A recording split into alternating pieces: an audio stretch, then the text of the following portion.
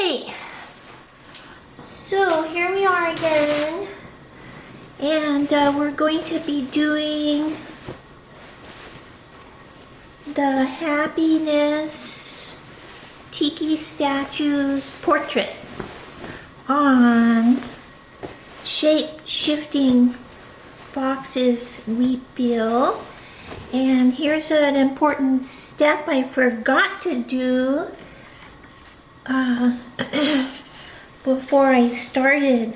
This is really vitally important that in shamanic practitioners, something like this, especially where I'm incorporating the portrait of a spirit into the wheat bill, which is ceremonial. I should have asked the permission of the Happiness Tiki statue. All of them are going to do this. So I just did a journey and got permission. The Happiness statue, Tiki statue said yes, I can do her portrait. I think she's feminine. Anyways, before we get started, I wanted to read in this book. If you looked at the video before this one, this is video number 2 for this project. And you will know that I wanted to look for clues in this book. Letters from Indonesia, 1961 to 1965. I spent 5 years there, important formative years, and I was looking for clues in the excerpts of the letters from my mother to her mom and dad in Jackson, Mississippi, finding maybe I had an encounter in Indonesia, run by Indonesia, with a shaman, and the shaman put some kind of like imprint on my early years, and that all these years later, here I am doing this kind of work. So I read the stories, I read the whole book, and it is pretty revealing, and nothing specific, nothing like, oh, today Jen saw, ran into a shaman.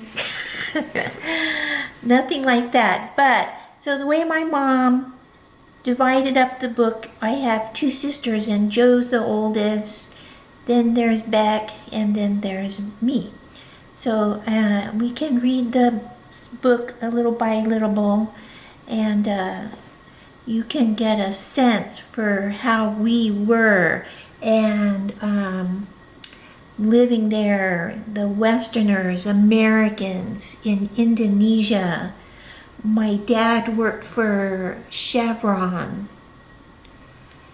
and that's why we were there, oil. January 9th, 1961. Yesterday went for a drive to Minas, the nearest camp located in the middle of the Minas oil field. The jungle is cleared back from the road probably 50 feet on each side, with the clearing oiled to keep the vegetation from growing back. There is an infinite variety of vegetation. Joanne said the trees are plastic and they are shiny clean with all the rain. Pineapples grow in profusion, as well as nogka and bananas.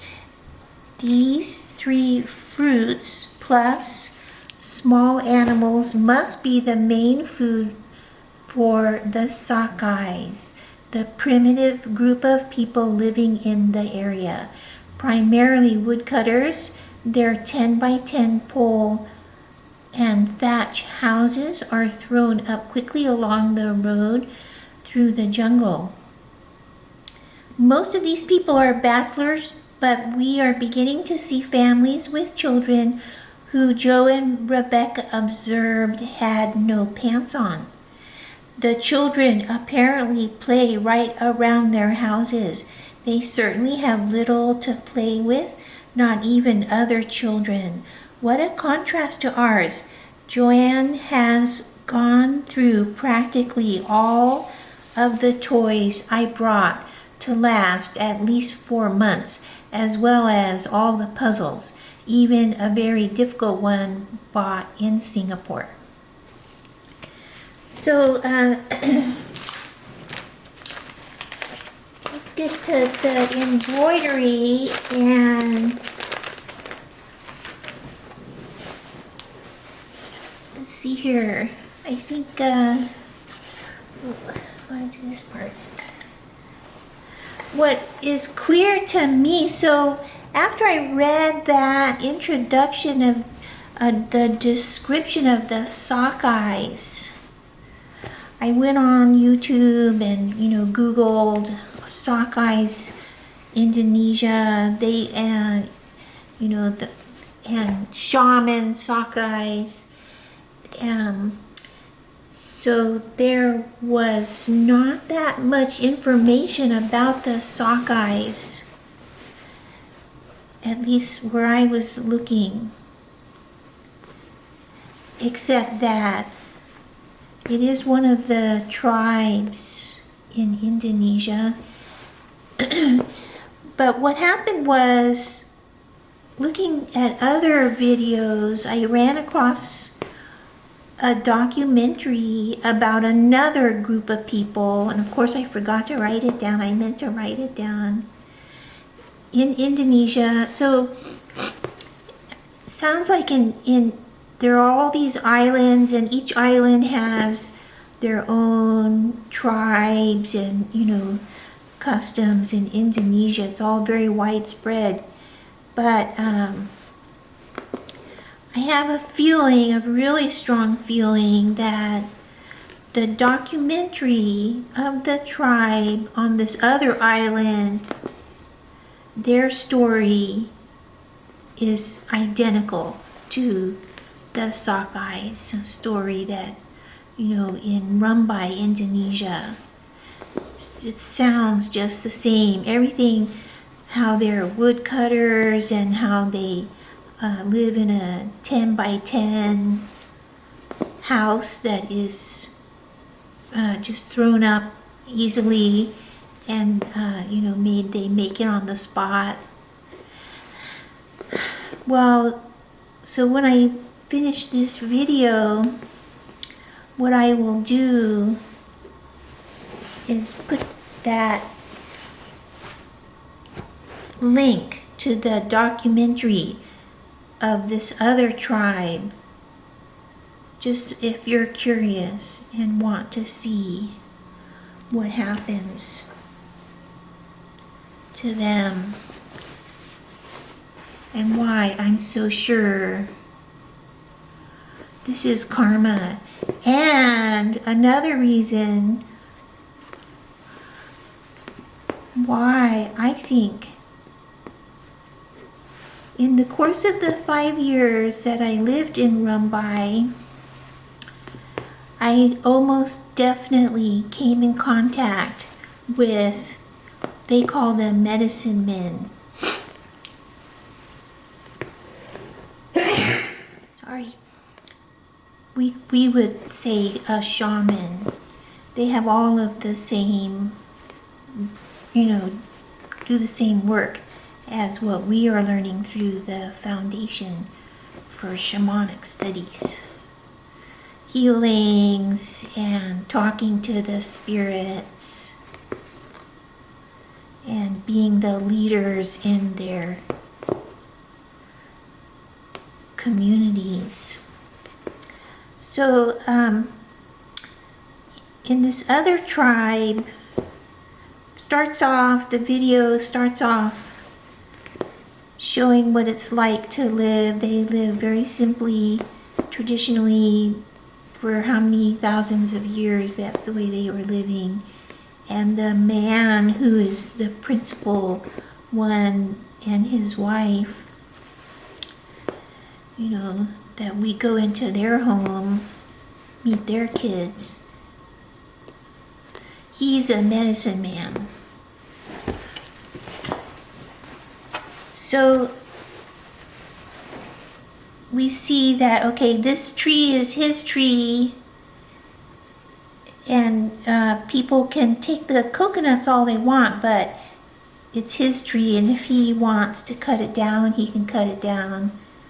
And they own this much land, and they farm over here, you know, and they have their house over there. Well, it turns out by the end of the video, you see that their world collapses totally because the Indonesian government wants that land. They want those trees, and because they have concessions, forestry concessions, they've sold the trees to Filipino lumber companies. They are destroying the jungle. 6,000 trees a month. So, these the shamans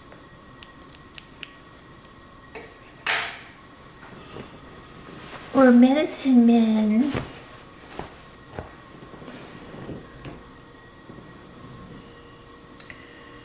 they know all the plants in the jungle.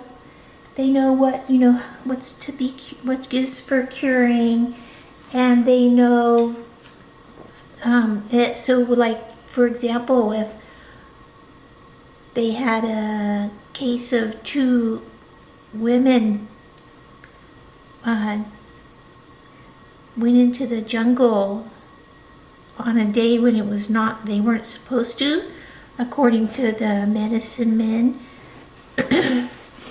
And they violated the rules of the jungle. So they had malaria. From the Western point of view, of course, we say, no, that's not really the way it works. But for them, that's the way it works. They contracted malaria because they were disrespectful towards the jungle spirits.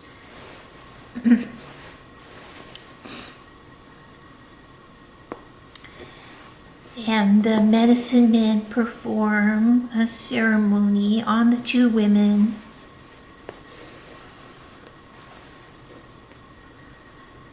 so they can be cured and apologize to the spirits.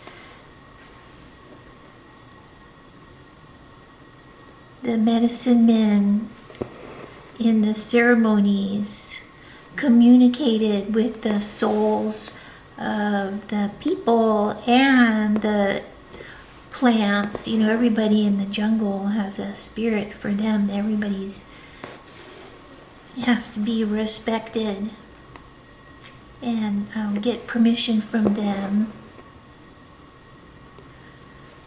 They put on a big feast and danced,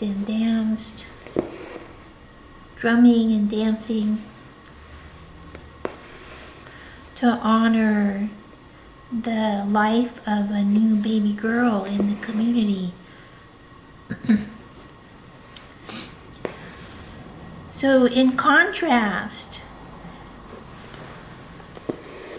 here come the Filipino loggers cutting down giant trees, dragging them out of the jungle, leaving this big slick mud in the path. You know, and it started raining and they were sliding all around, couldn't walk, and on the slick path, and just they were destroying the jungle. So, and not only that, but so the Indonesian authorities were little by little dismantling the lives and livelihood of the native families living out there, grabbing their land and their trees. And for example, the medicine men have long hair because they have to pin flowers and chicken feathers in their hair so that they are beautiful and can perform as part of their ceremonial performance and costumes, that they have to be beautiful for the spirits. And the authorities manhandled them into getting haircuts. And they said that they would compensate them. What they did was they gave them a wig, a black wig. Oh my God, it looks so... One wig for 8 medicine men. Only one could wear it. Oh, what a disaster for them. Like humiliating and so disrespectful. It's like a horrible game that the authorities were playing with the lives and livelihoods of these people. All they wanted was their land for the logging company, because it was $17 million a year. Now, for us in Rumbai, same thing. But we were Chevron. It was oil. That's what they wanted. The huge multi-million-dollar concessions to drill for oil. And that the Sakais were there first, and that if I read in this book as I go along and do this embroidery, every little video I can read some more in the book, you'll see, we were like disrespectful, and now, not understanding at all, treating them like my mom said they were primitives, the primitive people. Never have my parents been out of the United States before and traveled. As far as I know, I don't think they had ever traveled to another country, and certainly not one where people were living traditionally.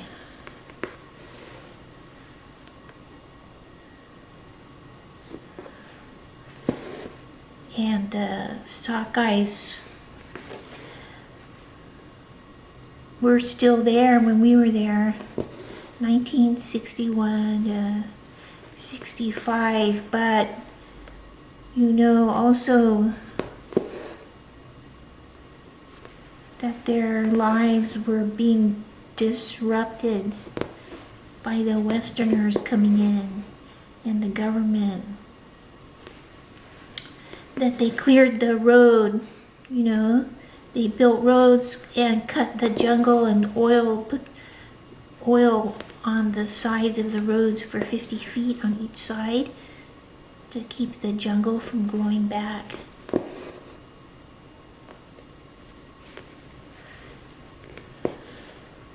I don't know. Anyways,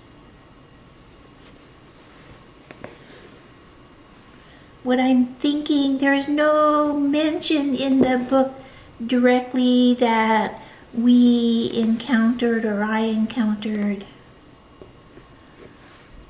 the medicine men in the Sakai tribe. But we did have many days and events, opportunities to interact with the local people.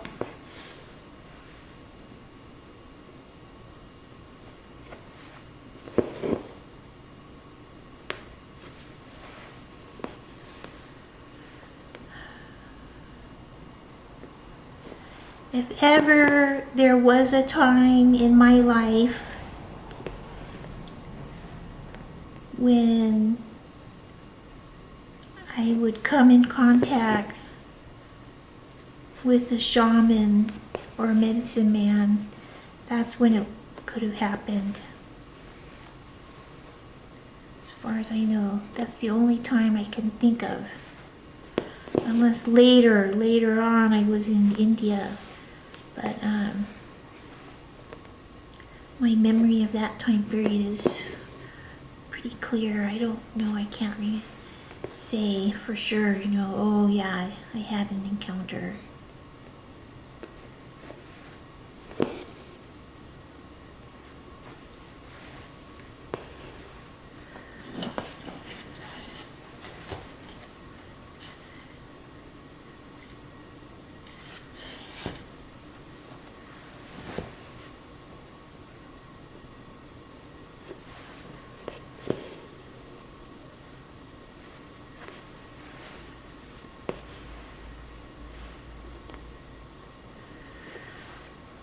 Apparently, the spirits, well, we are born with them, that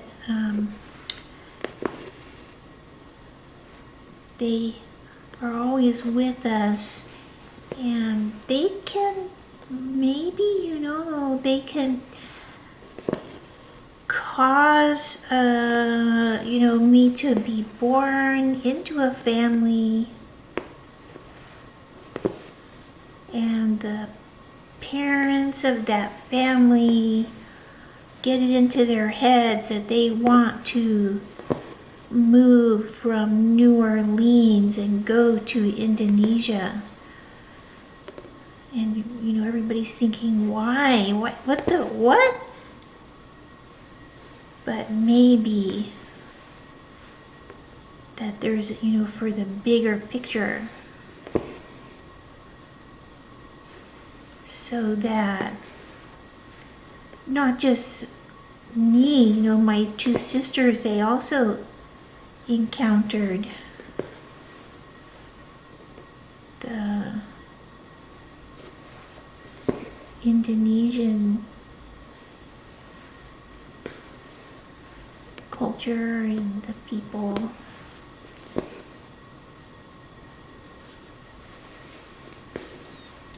It had an impact.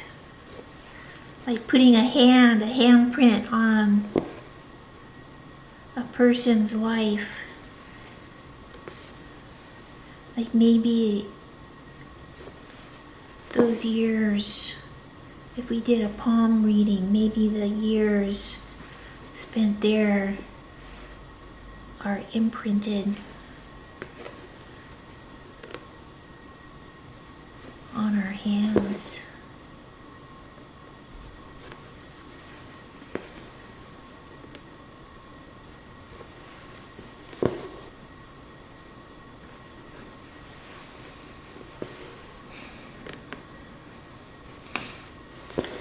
I had a feeling that all along, the Buddhism I knew all along, it was like underneath, like this deep current flowing underneath my life, and it surfaced. Eventually it would surface and then go back down under, and and I would carry on, and then it would surface again, so that eventually it could not be kept down. I was like driven. I had to meditate and find a teacher and find a sangha, and I had to. It's like they say it's like your hair's on fire, and you're driven to meditate. I did that. Ended up finally at the Berkeley Zen Center in Berkeley, California, and that now is from afar. I'm still connected to the Berkeley Zen Center. Stay connected. And Hozan Sanaki, who is now the abbot of BZC, he's officially my Zen teacher. Well, so we can say based on that, it all makes a lot of sense to me now because I'm, older and I've gone through all these journeys. So now, the other thing that has surfaced without a doubt, and I felt like so much curiosity and compelled to follow through and find the foundation for shamanic studies, because I looked here and I looked there, and they have a really great reputation, so I wanted to learn more. And there is no accident.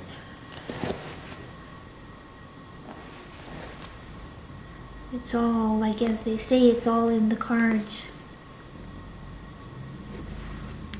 It's bound to happen.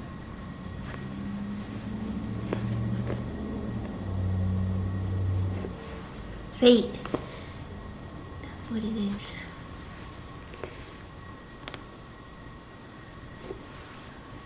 And that Indonesia somehow is connected. So that's surfacing again. And who knows? Maybe I'll find out. As I keep learning, keep working on these weeples. See, that's the thing with sewing these weeples. The process is revealing not just the powers of the, the spirit animals, but it's a process. A deeper learning and revealing.